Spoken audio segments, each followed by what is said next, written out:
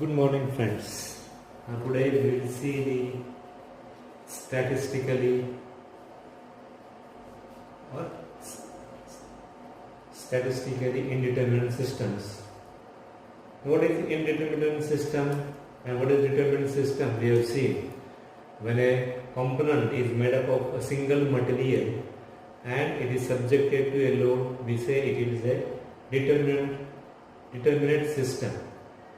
Now if you go for a component which has got more than one material, or the component comprises of two or more members, then it cannot be determined by the principle of statics alone. Such systems are called the indeterminate systems that we have seen in the last lecture. Now we will see what is a compound bar. When we say a compound bar, a bar consisting of two or more different materials in a parallel is known as a composite or a compound bar. In such bar, the sharing of each load can be found by applying the equilibrium and the compatibility equation.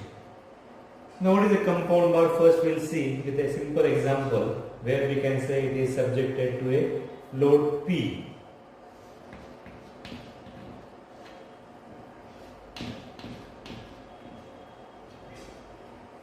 Now let the white block be made up of say mild steel and the brown be made of brass or say bronze. Now when we are seeing, we know the properties of we can say Young's modulus of steel and Young's modulus of brass. We say that is in elongation or brass is more ductile than steel. Now we have to see that when they will behave as a composite bar or a compound bar, we have to see that both these materials are rigidly fixed together. That's why I have shown this as a rigidly fixed material which are acting as one component, and then we are applying a load. Then we can say that then and then only it will be a composite bar. If they are separate, they are not joined together, and if applying the load, we can say that is brass will elongate more and steel will elongate less because of the property of the material. Now we have to see that when they are rigidly fixed and a load is applied, then we have to see what is the effect or what is the stress or what is the change in length or what is the deformation or what is the stress in the element that we have to find. So we are considering it as a compound bar. Now this simple figure we can say in which we are saying that it is subjected to a load P. So we can find what is the elongation or what will be load taken by the mild steel bar or what will be load taken by the brass bar. When we say they are rigidly fixed, we know that the deformation delta will be same in both the bars, or we can say delta S plus delta B, which is we can say delta S is the deformation of steel plus the deformation of the brass bar. Now we have to see how we can determine that is the. Now consider a solid bar which is made up of two materials as shown in figure. Let this be 1, mild steel be 1 and the other be 2. Let the solid bar, we can say that when we go for the equilibrium equation, what is the equilibrium equation we get in this case? What is the equilibrium equation? We can say the total load P will be equal to, if 1 we can say P1 plus P2. What is P1? P1 is the, or we can say this is equation 1, which is called the compatibility equation, where we can say in this case the deformation of bar, we can say deformation delta S deformation of steel bar should be equal to deformation of delta B. That is called the compatibility equation.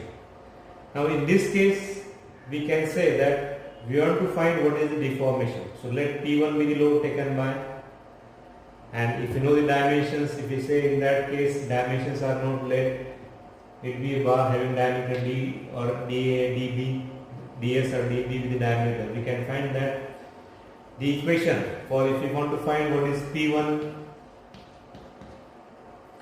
will be the load, or we can say that is the deformation that will be taken. In that case we can say the deformation P1 is the load taken by 1 ms and P2 will be the load taken by the bar B2.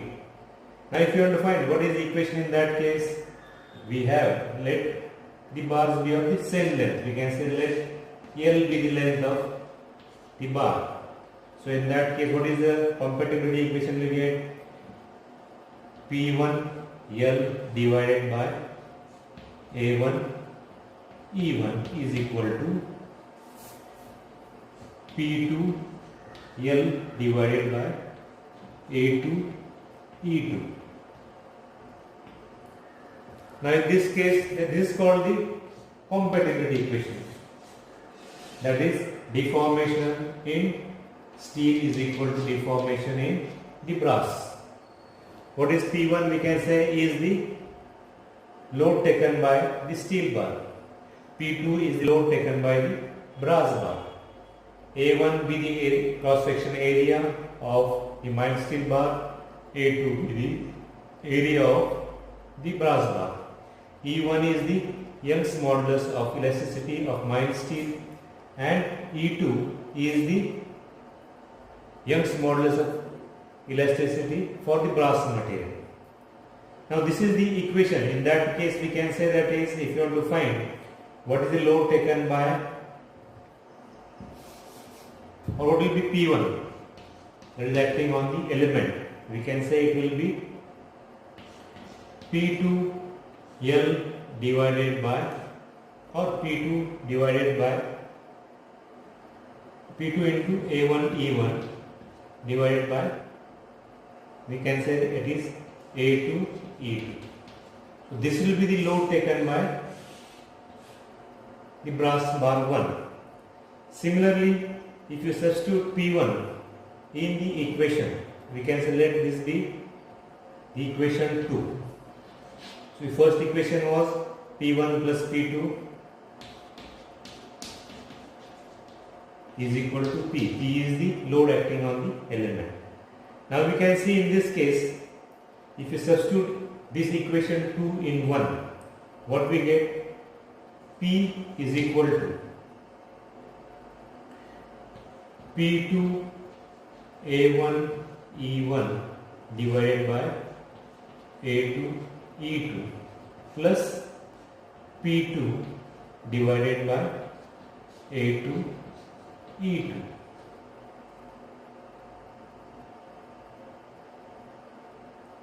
Or we can say P1 plus P2. In this case P1 P2. What is P2? P2 is again, we can say it will be in terms. When we go for the equation, we can say what will be equation for the total bar. We can say it will be equal to P2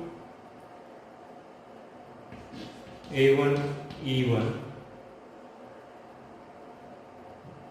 divided by a plus A2 E2 divided by A2 E2. That is the value of P. How we are getting it?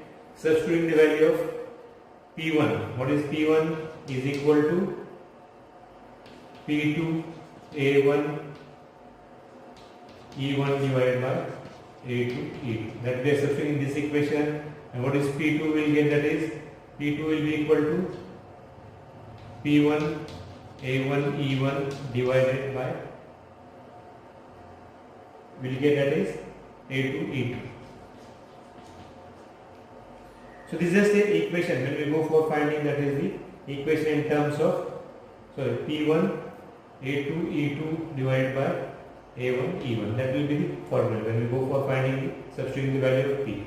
Now when we go for finding the equation, what is P is equal to P2 A1 E1 plus A2 E2 divided by, we can get in this case. Now if you find the value of P2, what is P2 equal to then? P into A2 E2 divided by the same, that is A1 E1 plus A2 E2. So we can get separately the value of P1 and P2 separately. Then we can say that is the total value for the load.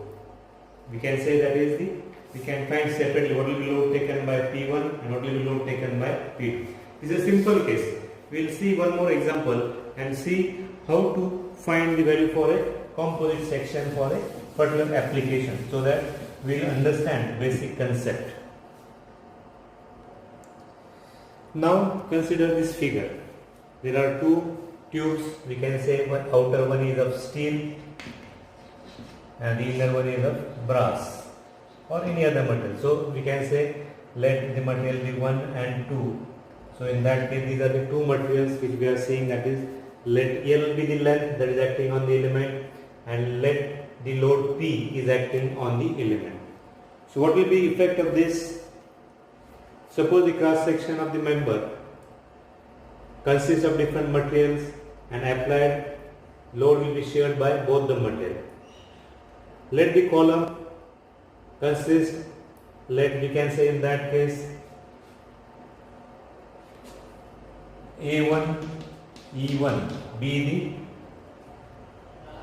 the area of the cross section of the outer element and A2 E2 be the for the other material, that is the brass material.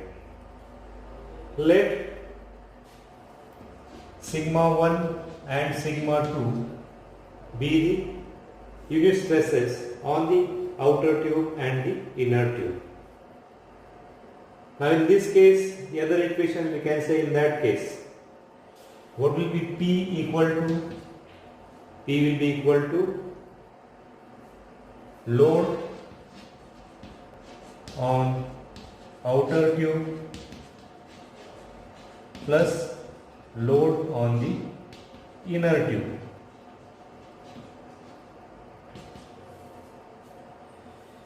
So what is load on the outer tube? We can say it is sigma 1 A1 plus sigma 2 A2. From where we get this sigma 1 A1 and sigma 2 A2? We have, that is, if you want to find P1 is equal to sigma 1 by A1 and P2 is equal to sigma 2 by A2.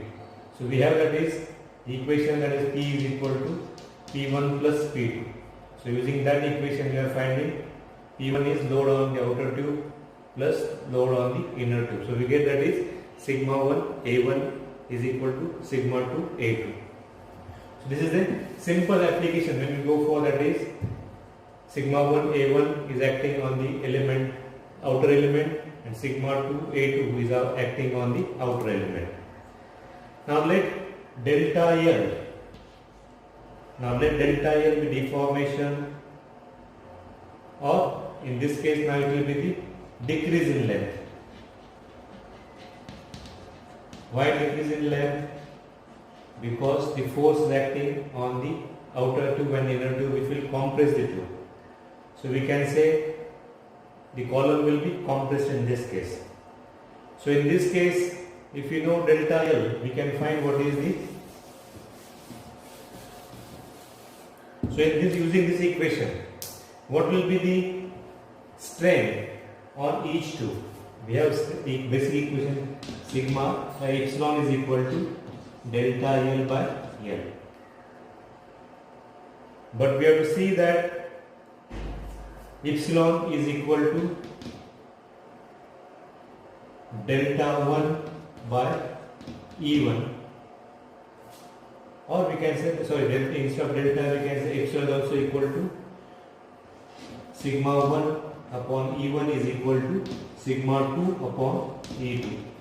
From what we are getting in this equation, as the load is acting on the bar, both will get compressed by the same end. So in that case, deformation in the outer tube will be equal to deformation in the inner tube. That is the basic concept we have. From this we can find sigma is equal to E1 upon E2 into sigma 2. Now what is E1 upon E2? E1 is the property of the material, that is the outer bar, that is steel, and E2 is the property of the material, that is the brass material. And this E1 by E2 is called the modular ratio.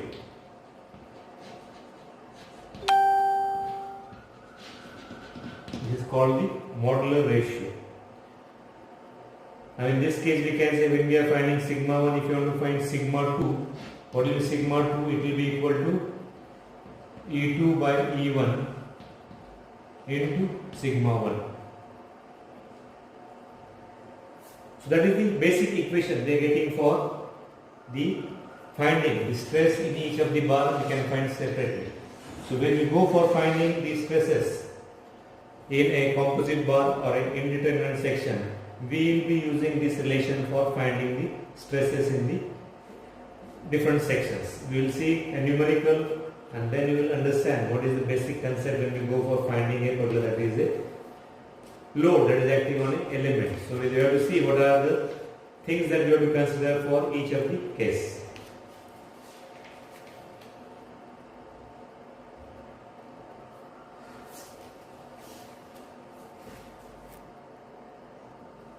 Now consider a figure. A 12 mm diameter steel rod passes through a copper tube of 48 mm OD and 36 mm ID. What is OD? Is outer diameter, ID is inner diameter, and the bar has got, that is the 12 mm diameter. The tube is closed at both ends by a thick plate which are secured by the nuts. These are the nuts. We can say in this case, if you tighten the nut, in that case we will get, that is the load, which are secured by nuts. The nuts are tightened until the copper tube is reduced to a length of 0.508 mm. Calculate stress in the copper tube and the stress in the steel tube. Take E1. E1 is equal to, or you can say that is ES for the steel tube is equal to 2.1 into 10 raised to 5 Newton per mm square, and EC is the Young's modulus of copper, which is given as 1.05 into 10 raised to 5 Newton per mm square. So this is data given. We have to find what is the stress in the copper tube, what is stress in the steel rod. Now what happens in this case? Simple example.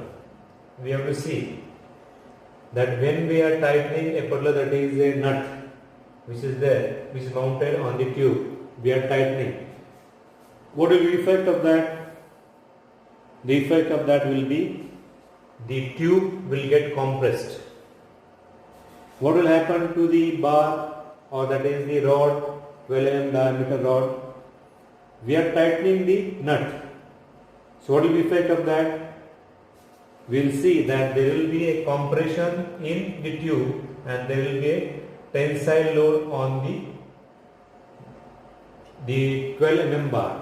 So that is the thing that we have to understand when we go for solving the numerical.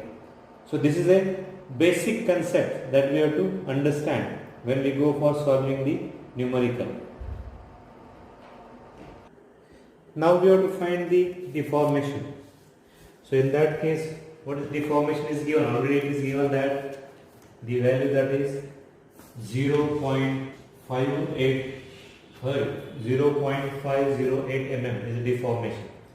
Now first what you can say that is find the area of the copper tube AC. What is given by, in that case you can say pi by 4, outer diameter is 48 square minus 36 square. So we get it as 252 pi, or we can say it is 791.68 mm square. That is the copper tube. What is the area of the steel tube? AS is the, we can say that is the AS, area of the steel rod, pi by 4, 12 square. So you can say 36 pi, or 36 into pi, we get that is 113.04 mm square. So that is the area.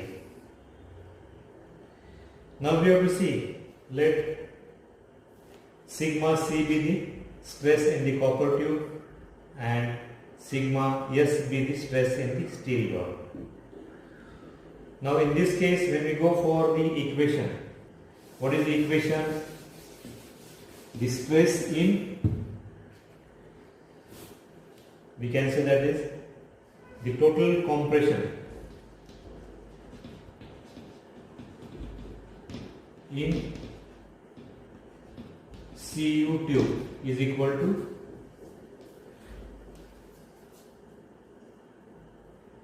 total tension in steel rod. That is the basic thing that we have to see. That is the total sigma C and sigma S. We can say sigma C is equal to sigma S. That is the sigma C stands for the stress in copper, that is compressive stress, and sigma S is the stress in the rod. So stress in rod is extension, or we can tension, this is compression, that we have to see. So we can say in that case, from the equation, the compatible equation, sigma C AC is equal to sigma S AS. So we can find what is sigma S in this case. We know the area of copper tube, we know the area of steel tube, we know the value. In that case, you can find sigma S in terms of sigma C, that will be 7 times sigma C. Now we have to find what is the strain in the copper. So epsilon in copper, what we are getting in that? 0.508. What is that? The extension divided by, the length is 2500. So we can say divided by 2500. We get that is the strain in copper is equal to 0. So similarly, the stress in copper will be equal to, if you find sigma C, what is sigma C now in this case? It's sigma C is equal to, enter sigma C, we can say epsilon S into epsilon, or we can say EC.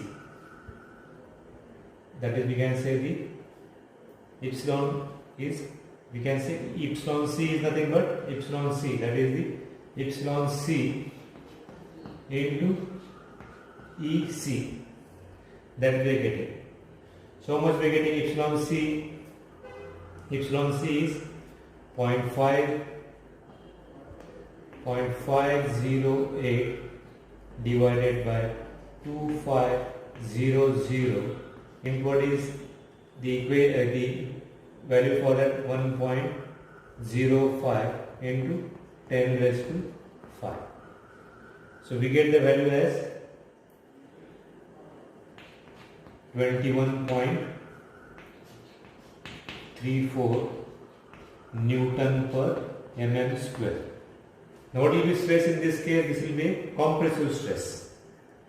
Now if you have to find the stress in steel, sigma S is 7 times sigma C. So we can say that sigma S is equal to 21.34 into 7. That will be equal to 149.37 Newton per mm square. So this is just a simple example where we can see that is the, we can find what is the value for a, how to correlate for a composite section. So in that case, a simple example is considered for finding what is the stress in the element.